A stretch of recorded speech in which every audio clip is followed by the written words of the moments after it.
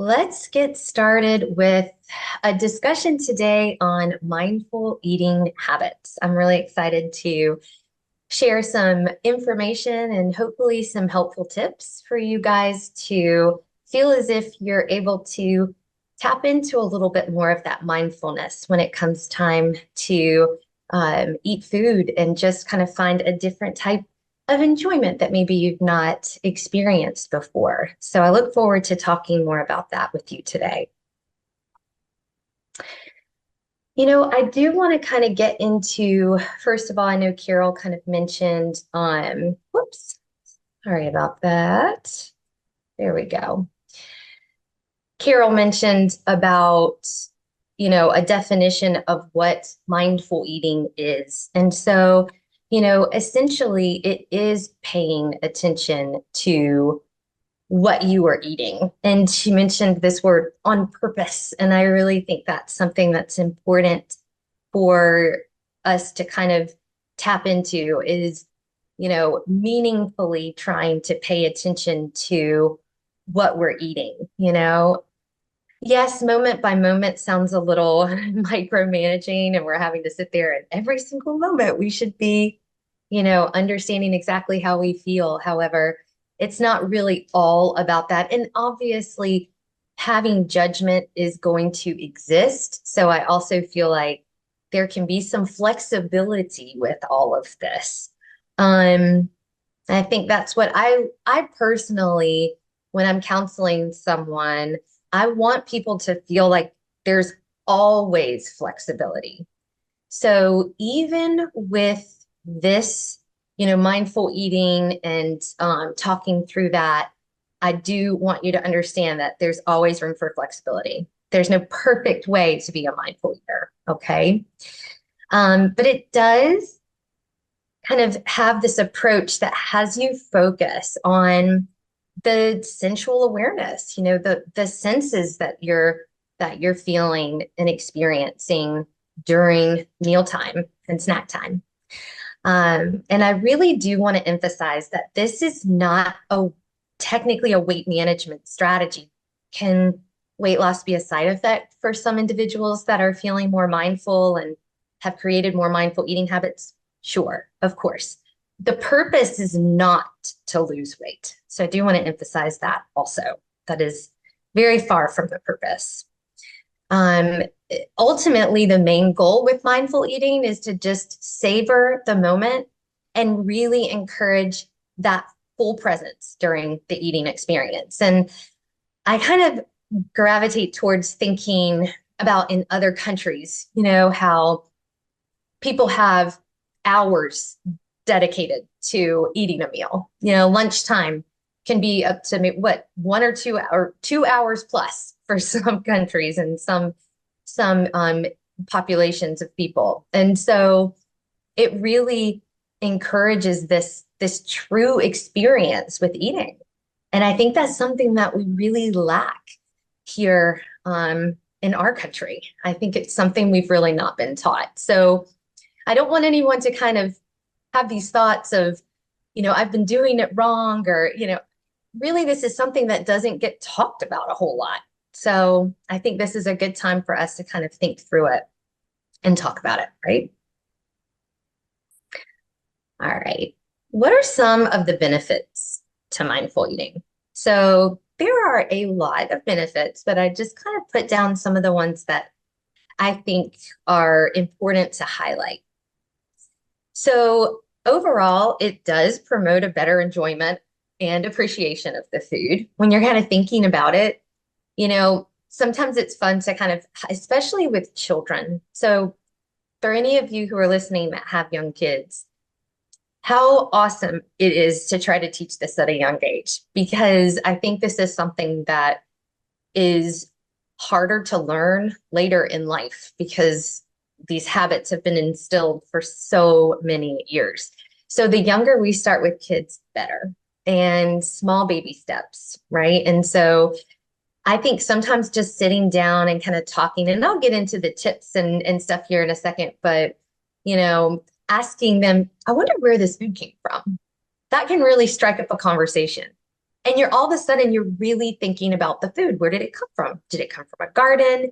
Where, did it, was it local? Was it from far away? Obviously, you might not know the answer, but it's kind of a fun thing to try to brainstorm. And then you have conversation about where does food come from, right? And so I just feel like this is something that really doesn't get talked about hardly ever at dinner time. If anything, we're not really sitting down together enough anymore with our busy schedules. So that's something that I always encourage people to try to do a little bit more of if you're not doing that.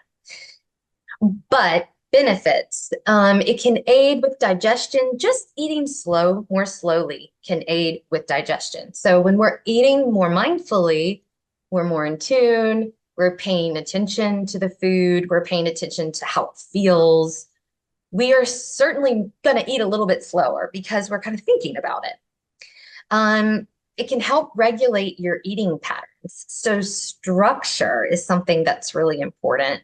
And I talk about structure with eating with individuals all of the time.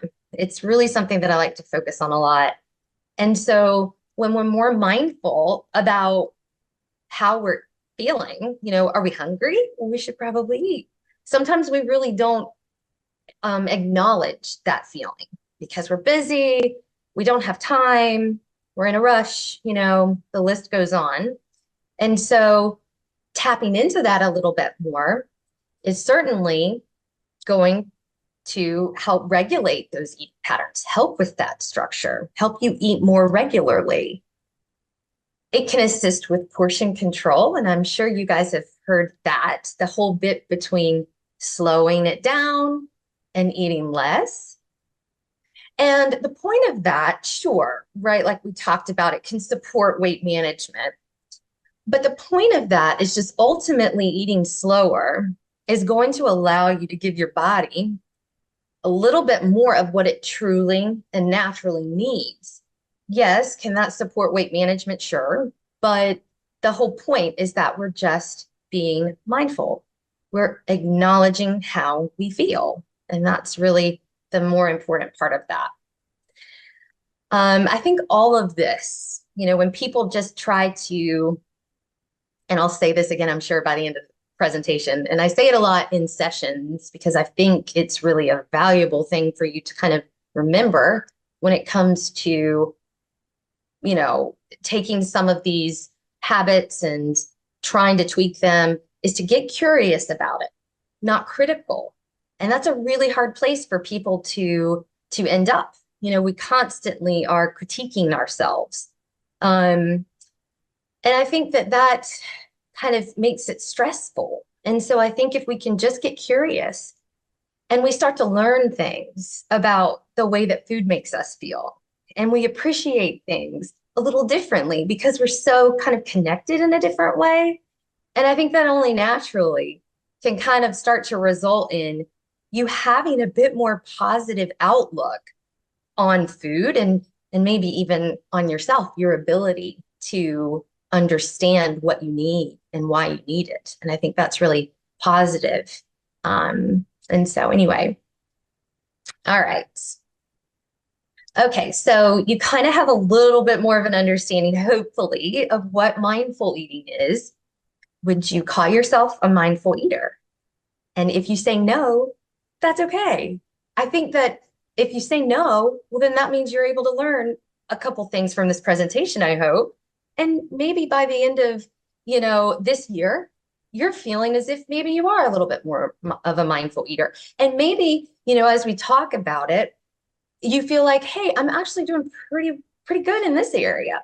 This is an area that maybe I could work a little bit more on. And so that's a good place to be too.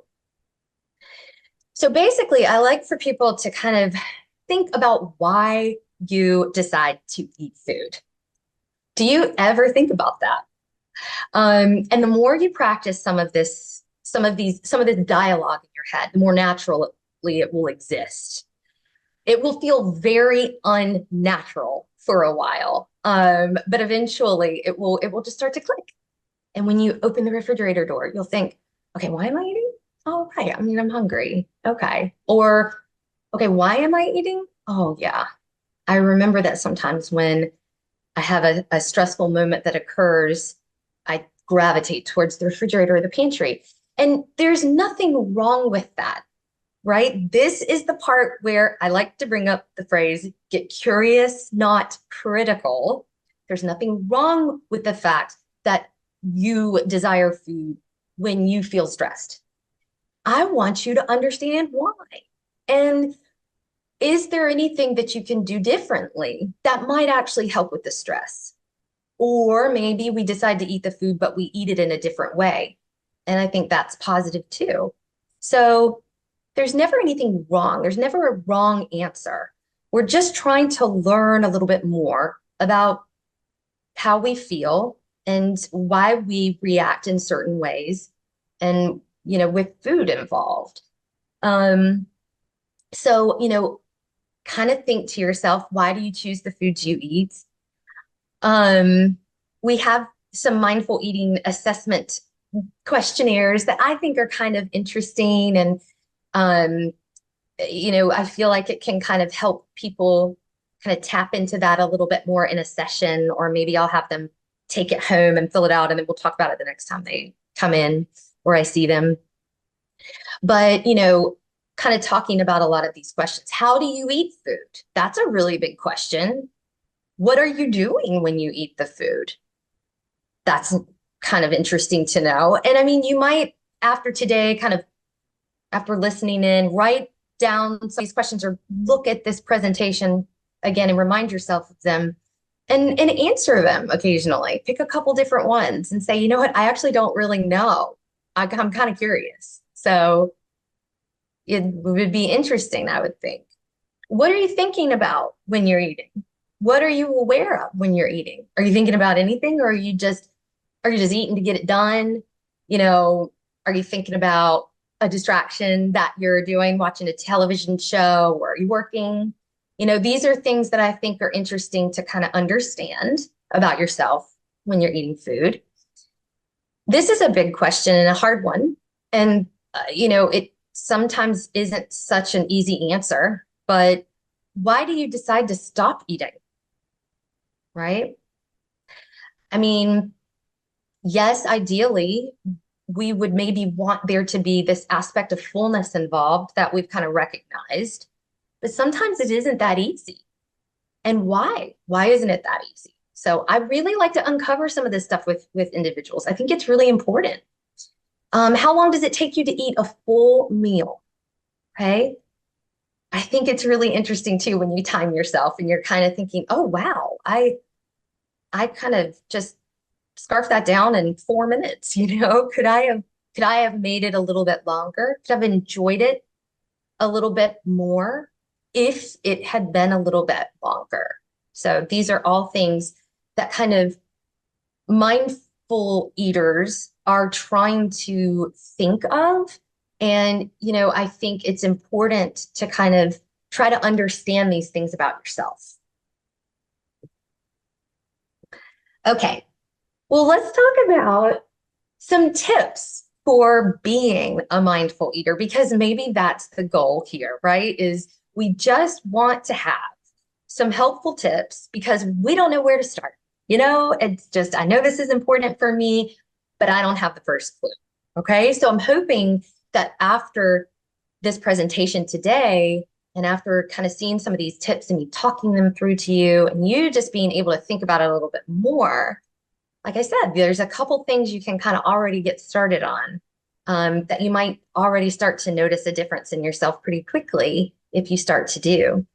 Okay, let's talk about tip number 1. So a pre and post meal check-in, all right? This is where ideally, we kind of want to eat within a certain, I have a hunger scale here. And some of you that are, are patients at Lifestyle maybe already, or maybe you're not a patient at Lifestyle, but you've just seen this before. So this is just a very simple, but not so simple. It's simple in the fact that the visual is easy to remember. Let me clarify that. It is not simple at all, honestly, to really kind of feel as if you're kind of staying within that middle range of the scale all of the time. Nor should you feel that you have to, but it's just, are there things that are within our control that, we can start to do that help us stay within that middle of the hunger scale a little bit more, right? So one thing we can do is check in with hunger before and after you eat. And sometimes I just have people write it down, maybe just have a little notepad or your, phone, and you kind of jot down in the notes. But then we're going to put the phone away because we're going to talk about that in a second because we don't want distractions. But what if we're just kind of writing down or mentally, kind of saying, okay, I kind of feel like this. Sometimes people have to look at the scale, in the beginning to familiarize themselves with it a little bit. But I mean, as you can see, a 1 is starving and a 10 is super full. So maybe you can kind of just ballpark it, right? What physical signs of hunger or fullness do you notice? I think that one is always really, I think it can be tricky, but I think that people can start to connect with this over time, 100%. And this is something that I really enjoy helping people with. I think it's extremely, like I've mentioned, extremely important.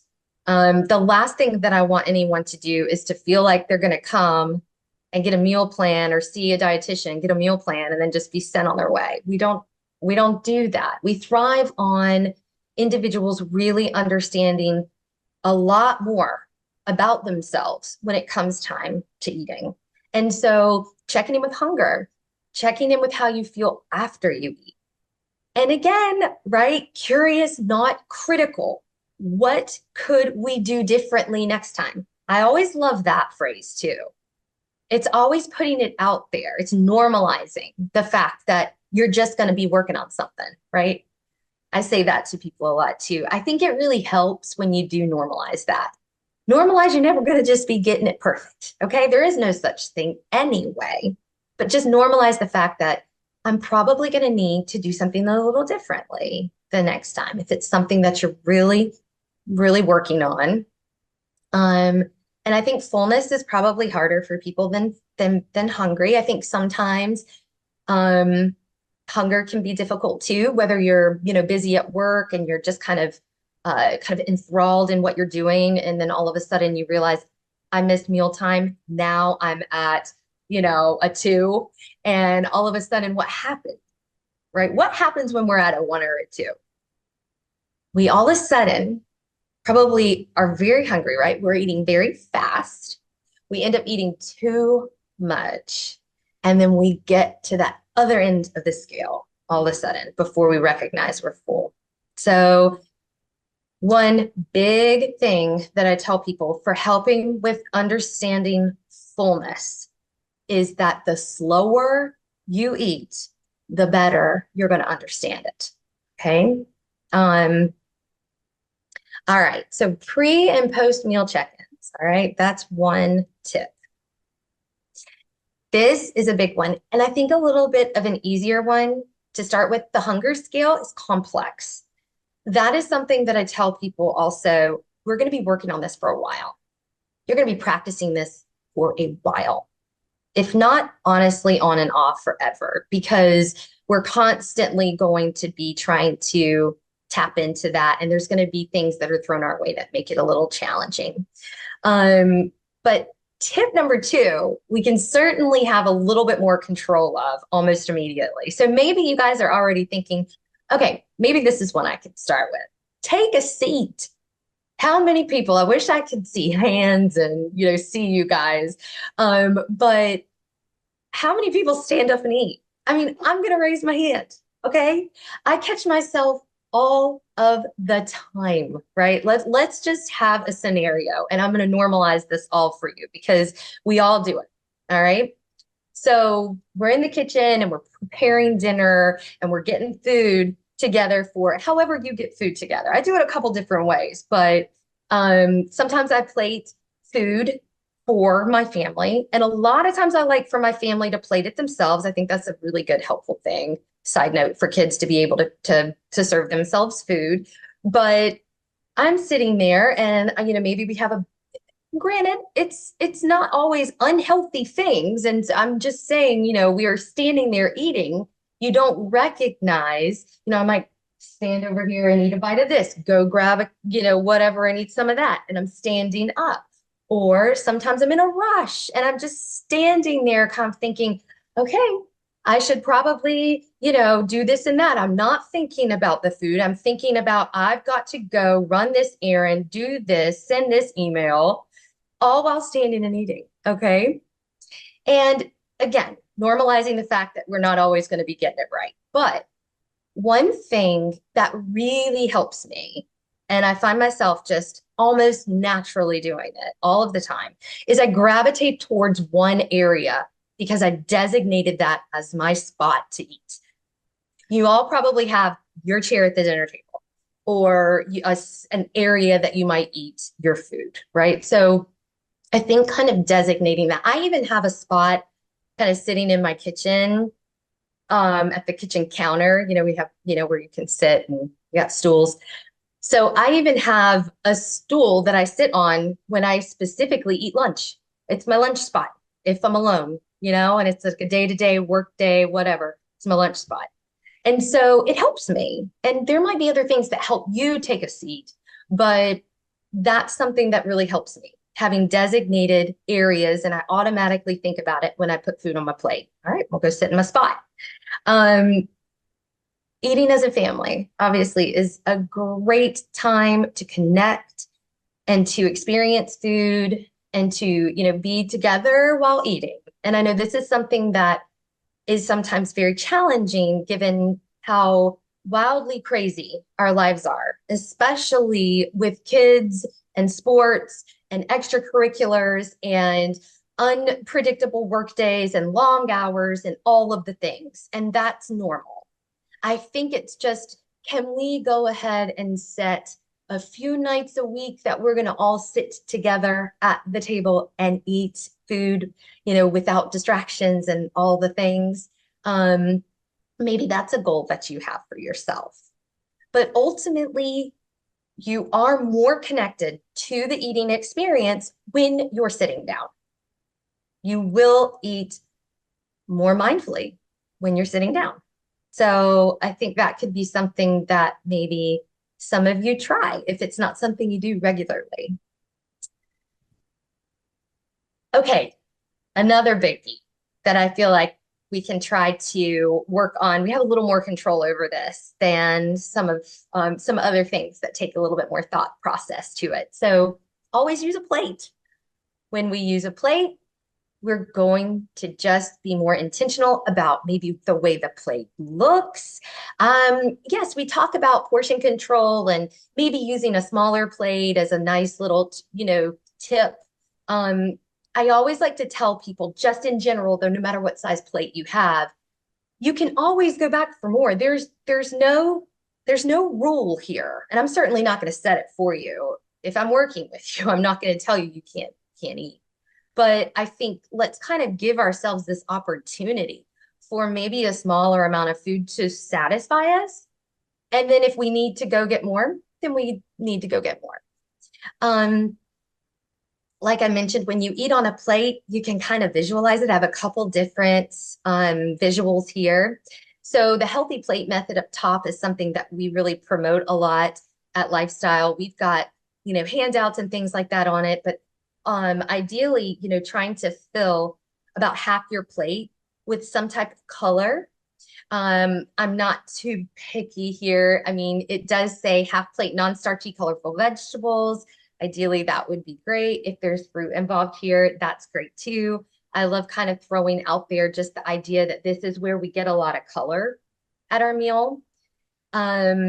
And then a quarter of the plate, some type of carbohydrate source, and then another quarter of your plate, some type of protein source. So that's a really simple visual that, if you're trying to practice this, we kind of need a plate to set it up and see what it looks like. And I think that kind of allows you to kind of think about the food in a different way versus a bag and we're just eating out of it, right? So we can kind of look at it, pay attention to it, think about it. So yeah, using a plate is really helpful.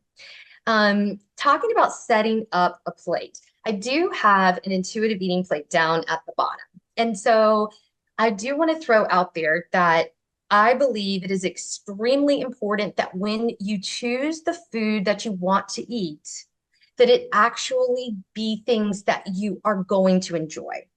And I think there are certain components of the plate that you might kind of have on there because you do know that it's going to nourish you. It's going to help keep you full. It's going to give you these nutrients that you need to thrive and feel good. But then there needs to be something on the plate that you feel kind of, excited about, or it's going to give you that wow satisfaction factor, as I call it. And there's nothing wrong with that. I think it's all about including lots of different factors into what's going into your meal. And then sitting down and looking at it and kind of talking yourself through it a little bit. Why did I choose this? Why did I want that? Why did this really need to be on my plate? Because what was it about it that drew me to it? I think that's important. So, okay. You've heard me talk about eating more slowly. So tip number 4 is slowing it down.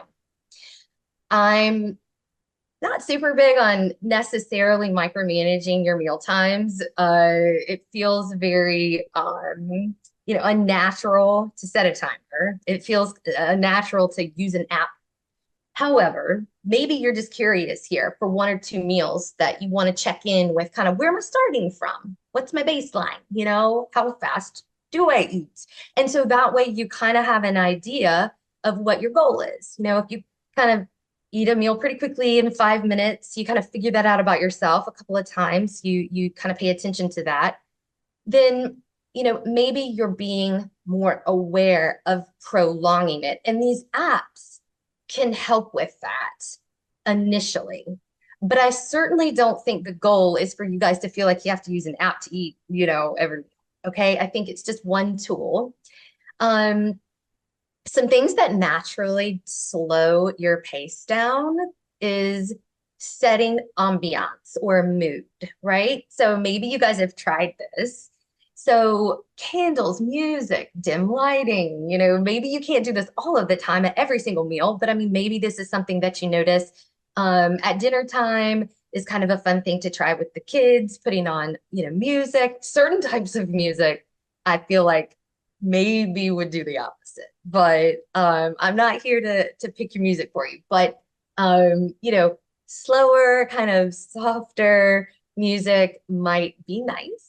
And candles and kind of it's kind of fun. We'll do this occasionally and the kids think it's kind of silly, but we ultimately I think they think it's also kind of fun. So um putting the utensil down between bites, again, that might have to be a really thought out task, but it can help, if you're thinking about it. Like, do I ever stop? Or, do I take a bite, put it down? Maybe not between every single bite, that might get a little interesting, but, just having these little pauses. So there's something that I've done with kids before, and you might call it something different, or you might call it what it is if you're actually with your kids and you're trying to help them with this. But kind of a mid-meal tummy check if you're talking to the children. Otherwise, for you, you can call it the same thing. But just kind of a little mid-meal check-in. So kind of when you're halfway done with your meal, just kind of, if you haven't already, put your utensil down, kind of think through it, right? So ask yourself, where am I at? Let's think about that hunger scale. Maybe we bring that into our brain. Where do I fall on the hunger scale? How satisfied do I feel right now? Those are things that you can start to think of, asking yourself some of those questions that you saw at the beginning. Why did I choose these foods? What am I enjoying so far about my meal? These are things that you could kind of do during that little mid-meal check-in, which there's no time frame that I'm, asking you to do as far as how long that check-in lasts. But I think it's just the idea that you're taking a small little break and thinking about how you feel. You've probably heard chopsticks before. I mean, it's kind of fun. You do not have to start eating with chopsticks all of the time, but it's something that I think everyone should learn how to use.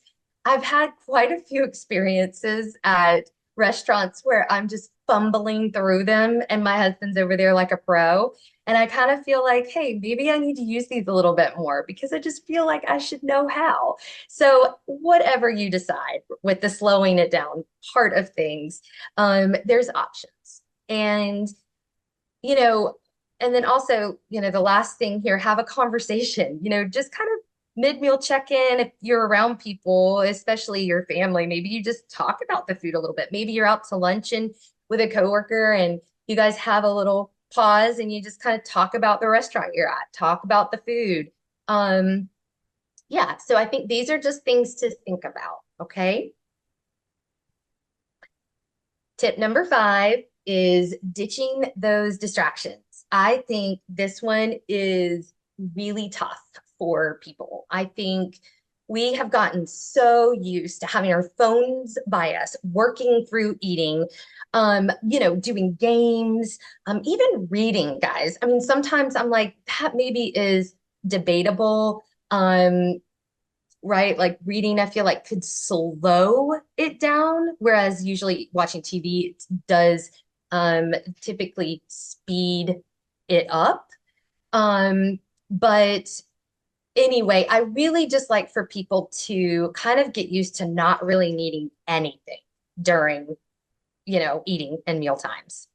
So instead, try going outside for lunch. I know right now, okay, it's fair that it's really hot outside, and this is maybe not the best time of year to promote that. But when it is a nice day, I think, going outside for lunch, just being outside in general tends to kind of calm us down, and that can really help slow the pace of eating. And be more mindful in general. Maybe it's eating lunch with a friend, or maybe we're popping in like some headphones and we're listening to music while we eat to try to relax. Maybe we're really trying to touch base with our senses and just kind of keep a little, I've called it a little foods feelings journal. It is not tracking, macros, calories, and that kind of thing, but it's more just kind of tracking or writing, journaling, if you will, some of these things we've been talking about. This is a time where you can kind of touch base with that and how the food is making you feel and so forth.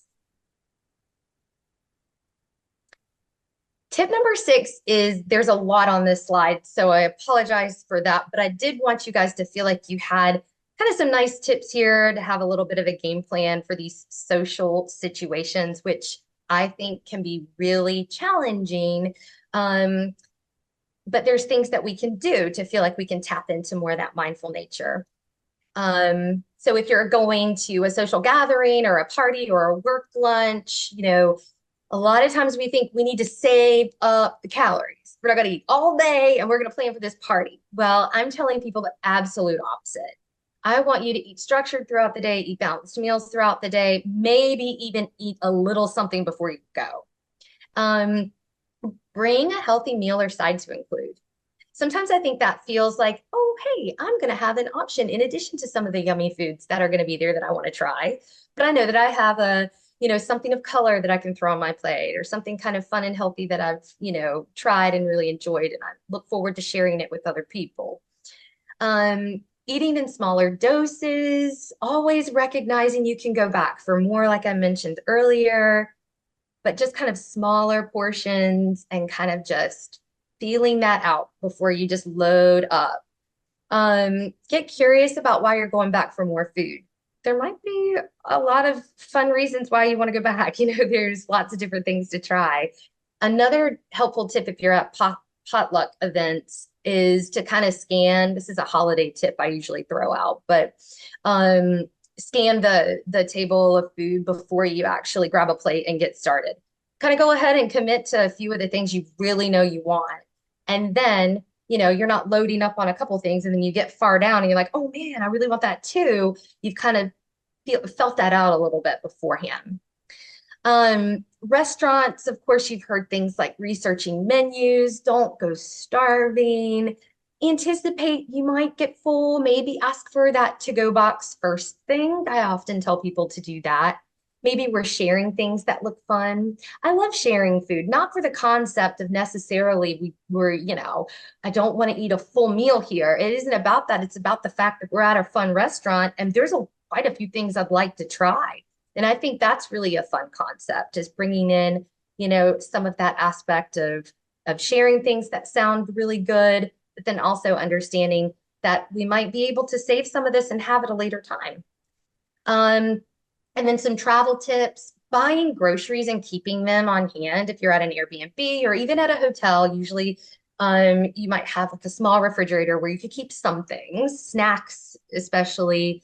Um, Planning for those is really important.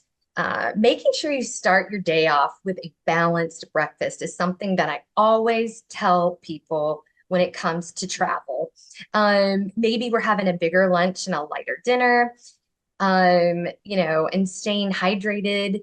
Guys, I think ultimately when it comes time for social situations, it's just not treating these like these are kind of like go big or go home, right? Like I'm on vacation, so it doesn't matter. I'm out to dinner, so it doesn't matter. I'm with a bunch of friends, so it doesn't matter. I think we're just kind of normalizing that we're kind of always going to be coming in and out of some of these social situations. So we really do need to keep some consistency and some structure, even in those settings too.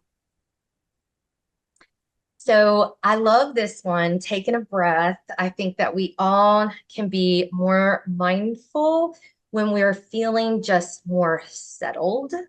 And there's nothing better to help you feel more settled before a meal than breathing. All right. So sometimes I'll have people, just do 1 or 2 minutes of just some slow breathing before they eat, especially if you're coming off of a really rough work meeting where it didn't go the way you wanted it to go. Or, maybe you've been rushing around from place to place to place on a busy Saturday, trying to get all your errands, taken care of. So if you're kind of feeling worked up, this would be a really good time to try to do some of the breathing exercises. But it can help settle you. It reduce that stress before eating. It can help slow that pace. It can help kind of reshift your attention back to it's mealtime. It's time to eat. It's time to take a break. I need this food to nourish me, and this is my time to eat. Aiding with digestion, as I mentioned before, just kind of that general feeling of less anxiety, especially around mealtime, can really help with your digestion for sure. A few things to mention as far as how to go about trying the deep breathing before meals. One of my absolute favorite apps, and you've probably heard me mention this maybe in previous lunch and learns, or maybe if you're a patient of mine, but Mindful in Minutes. So and I apologize, I put app, but it is actually a podcast. Okay. Sorry for that. So just make sure you guys know that the Mindful in Minutes is a podcast. It is fantastic, in my opinion. There's a lot of different breathing exercises that you can do. They're little mini meditations. And so they're longer ones too. And she does have kind of longer, more kind of informative type podcast episodes as well. But most of them are anywhere between, I would say 10 to 15 minutes in length.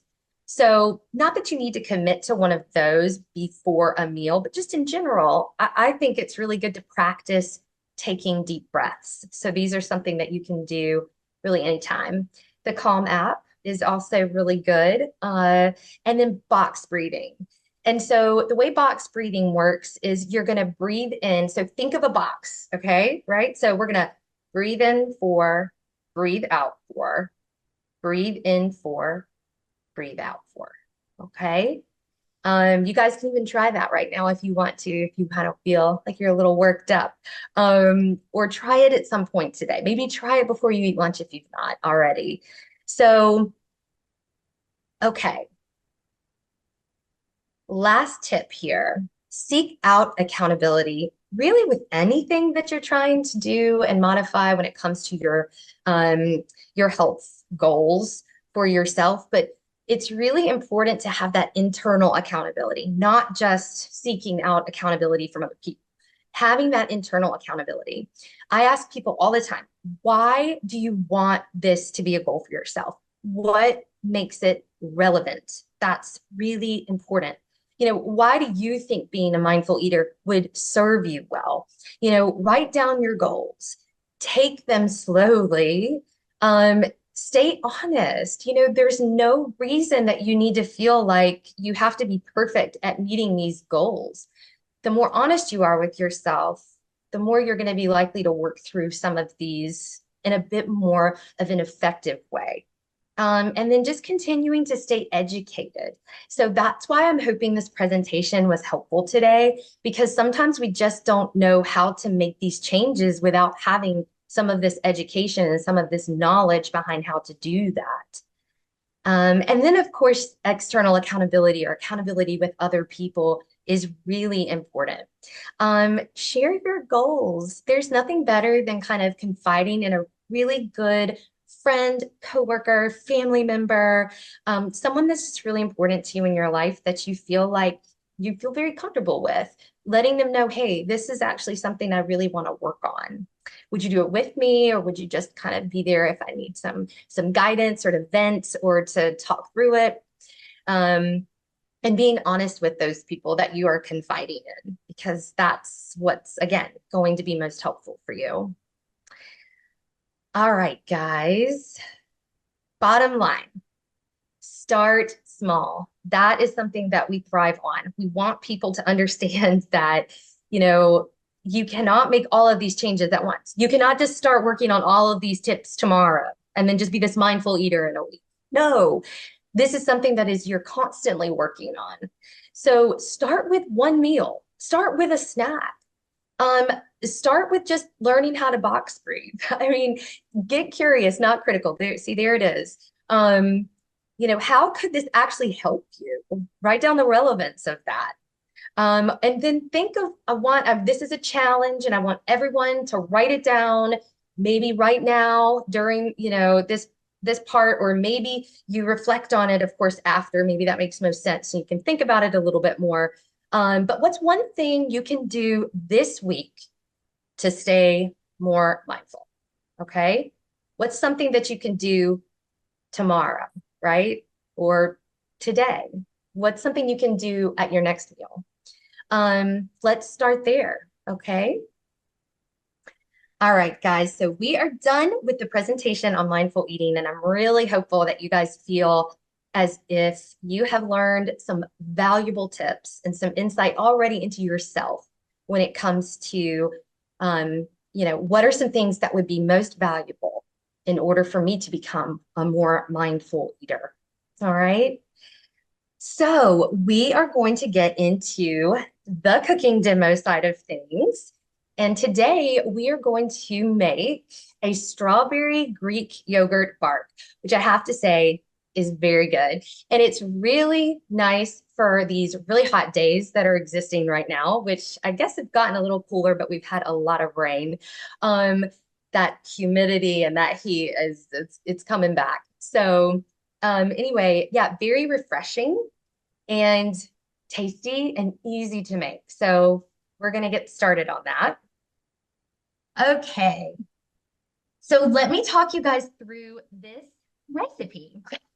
It is so super simple. You probably have maybe some of the ingredients, maybe not all, but there's not many ingredients. So hopefully you try it at some point this week.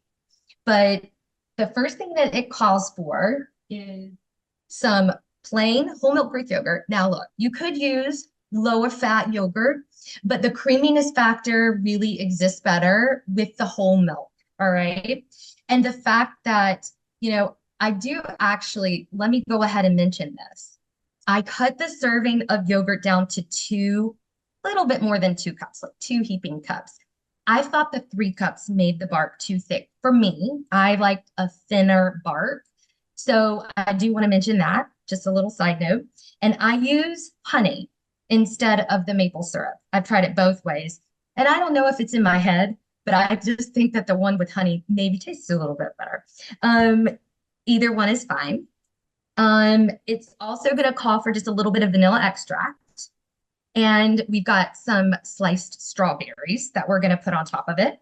And some, of course, what did I talk about? That satisfaction wow factor, a little bit of those mini chocolate chips. Something else to note about this recipe is you can adjust it as you see fit.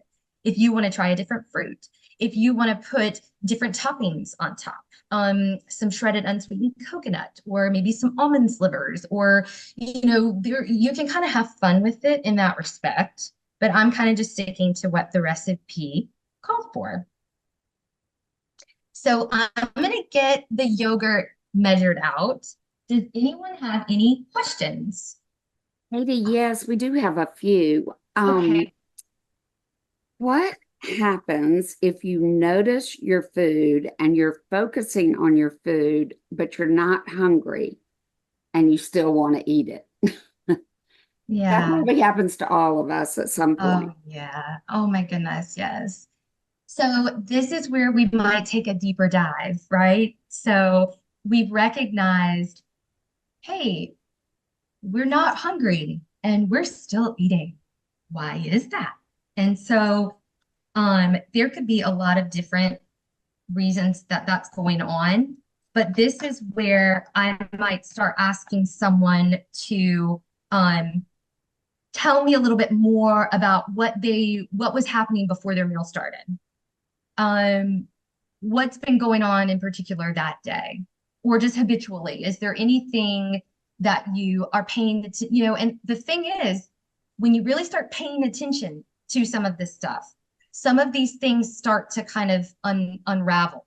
Like this is maybe because I feel like this is just one example, and I, of course, am not saying that this is the only reason, but sometimes we might continue to eat food There we go. be because we feel, oh, thank you.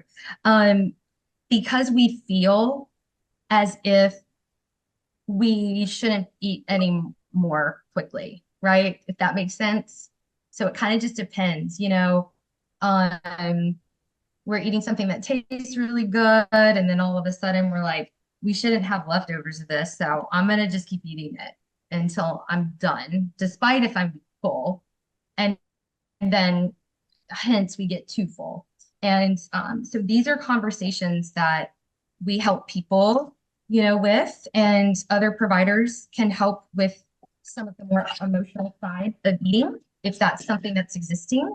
But yeah, so that those are things that can certainly be, as these are kind of individualized, kind of things that you're trying to figure out about people, and you're trying to help them figure that out, that we would do in sessions. Anything else? Yes. So one person, and there are probably many of us that do this, is at lunch, they like to read while they're eating, just, Mm-hmm. especially at work. If Yeah. you're sitting and reading and eating, is that acceptable for mindful Yeah. eating, or do you have any suggestions? Okay. So yeah, and I know that was on my list of things with distractions. One thing I do want to mention is reading is not necessarily going to increase your pace. It's not necessary, like I mentioned with television. The only thing that maybe we would want to think about there is to just make sure we're having some of these little check-ins where we're kind of paying attention. How does the food taste? Because, sometimes if we're sitting there reading and we're just eating, we're really not technically connecting as much with how the food tastes. And sometimes when we're not connecting with the taste and we're not feeling satisfied, we do end up eating more. So that could be another reason why we surpass fullness, is because we really haven't mentally kind of connected and felt that satisfaction, because we haven't paid attention enough to the fact that it tastes really good. And so that's something that, and then sometimes people are reading, right? And maybe not eating and reading at the same time. So I shouldn't assume that, and I'm not. So I think reading is kind of one of those almost exceptions. I think it's just, are we doing the other stuff too? Are we checking in with some of the other things that I was kind of talking about, how the food is feeling in our bodies, how it's tasting, those kind of things. Okay, and then quickly, one person has heard of a mindful eating app called Ate, ATE. Have you Oh, used yes. this, or do you have other recommendations for any kind of, mindful eating apps? That is one. That's a good one. There is another one. You know what? I'm kind of drawing a blank. There is another one that I would recommend to patients, and I'm kind of drawing a blank on the exact name, and I don't want to butcher it.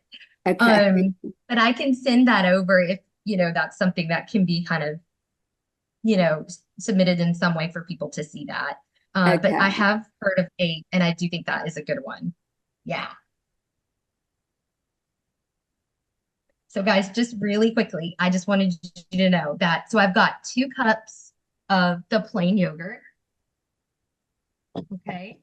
And then also just wanted you to know that if you wanted to use a flavored yogurt or change that up, I don't think there's anything wrong with that either. I think it's just, um, you know, keeping in mind like some of the added sugars and things like that. Obviously, I'm adding honey. So, I mean, I'm adding sugar to this particular yogurt, and that's okay. But, there might be a strawberry, maybe Greek yogurt or, something else that you want to change up the flavor of it. And that would be kind of fun to experiment with too.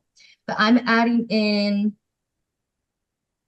a quarter cup of the honey to the yogurt. Okay. And I'm just going to actually finish off what the yogurt needs, which would be just a little bit of vanilla. So I'm going to add a half a teaspoon of vanilla to the yogurt mixture, and then I'm going to stir it up.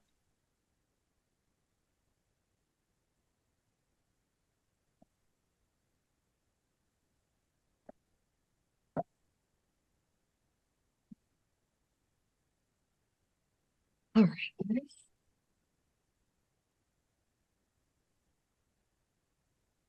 Katie, would Greek coconut milk yogurt work well for this recipe? I think any yogurt is going to work fine. I think the Okay, only thing that was kind of emphasized, especially within, and you guys, I got this recipe from Eating Well, and I did put that in the slides, but it is kind of nice. They give you, information on substitutes and things to keep in mind. And one of the things that they kind of emphasized was once you get into, it's really more about the fat content. So once you get into a little, um, lower fat, it might be a little bit more of an icy bark and not as creamy, but still good.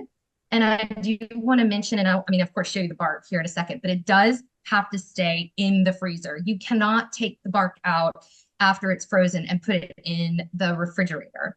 It will start to, melt because of the yogurt. So it starts to just kind of lose its form. All right, guys, so I'm gonna spread this on my cookie sheet, which it does call for parchment paper. Um, should have probably checked that. I ran out. And as I was pulling it out today, it was like, oh, I don't have enough. So, but I've used aluminum foil before for bark and it works just fine. Just spray it and all will be good if for some reason that ever happened to you. Okay, I'm gonna dip my computer and then just kind of spread it out.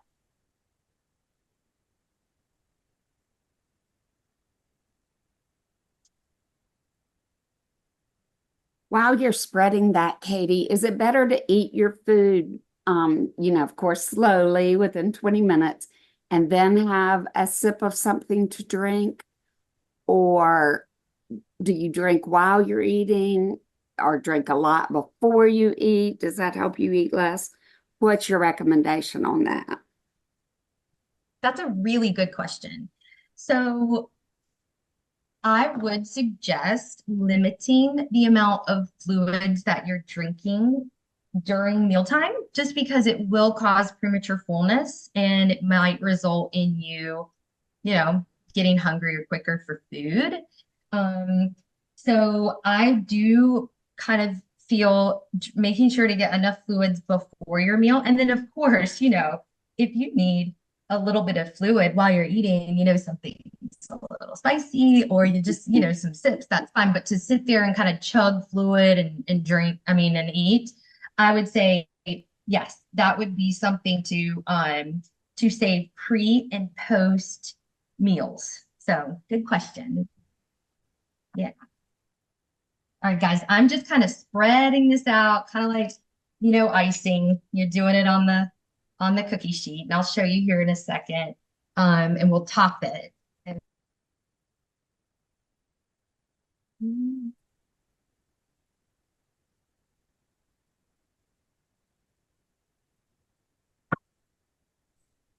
Okay, so guys, I have some strawberries, some sliced strawberries that get pretty thin so that, it wouldn't jut out too far from the bark. Just kind of lays a little bit more flat. And yeah, so I'm gonna put these on, and I know we're getting short on time, so let me do that really fast.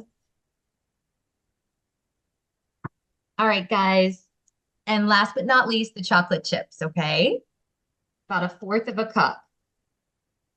All right, so that's what it looks like unfinished. Let me go grab them out of the freezer very quickly because I know that we're out of time. So I'm kind of keeping them in like a little container like this. You can keep them in like a quart freezer bag.